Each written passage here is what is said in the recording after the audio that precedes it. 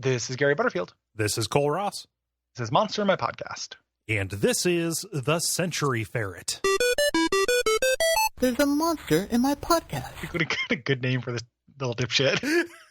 Little dipshit is a very accurate thing. If you're listening on a smartphone, I would direct your attention to the cover art because this guy's face is definitely front and center.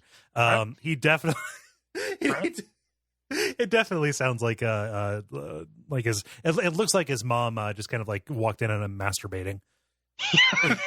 And ferrets have those little human hands too. Like, oh yeah. And otters masturbate. Ferrets probably masturbate, right? I mean, yeah. I don't actually know, but I imagine so. And then, like, no offense necessarily intended to ferret owners, but I imagine ferret owners are kind of into it. Like, I can imagine going into a ferret owner's house that you're immediately confronted by that weird ferret smell. Right. You're like, oh, you got a ferret. Like, I'd like to see that. It's pretty unusual. I see a ferret. And then, like, you look over and the ferret is just like pounding it right.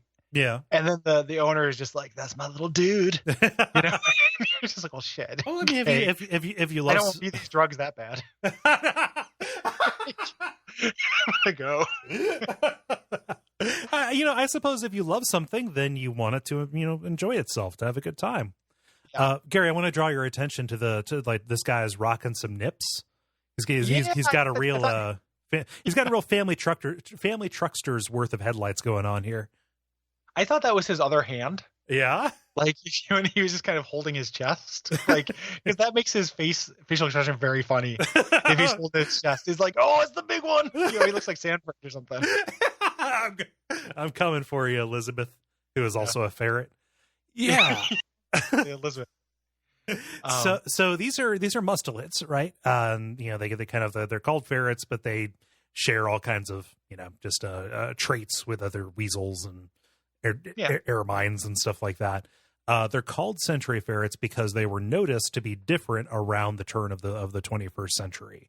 Yeah, and they're kind of seen to be like this incomplete awakening of ferrets. And an early, not necessarily incomplete, but like early. Yeah. So like in the world of Shadowrun, there was the awakening where all these magic shit happened. But things that happened early are called spike babies. Mm-hmm. So it's every once in a while, one of these things happens soon as kind of an early tremor. Yeah.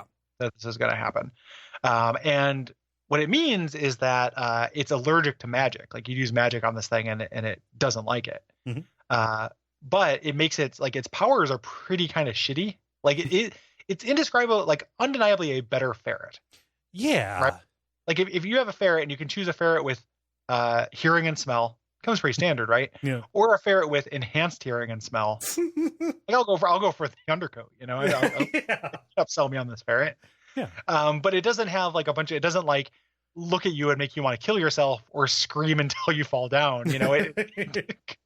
It's missing some of that extra pizzazz. Yeah. So it's the idea that this thing is better at being a ferret, but that doesn't necessarily mean that it is more than a ferret.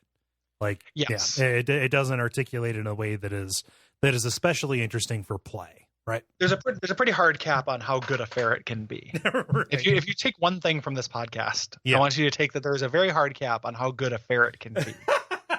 We're not saying how high or low that ceiling is. Again, I'm not going to look askance at anybody's animal friendship, but it's definite though. If you want to sit there and watch your ferret jerk off all goddamn day, and you think that your ferret would be better at it if it could use quickness once per day and just go into power mode. Yeah. And just like vibrate like he's like his hand is from Jacob's ladder, but his dick is stationary.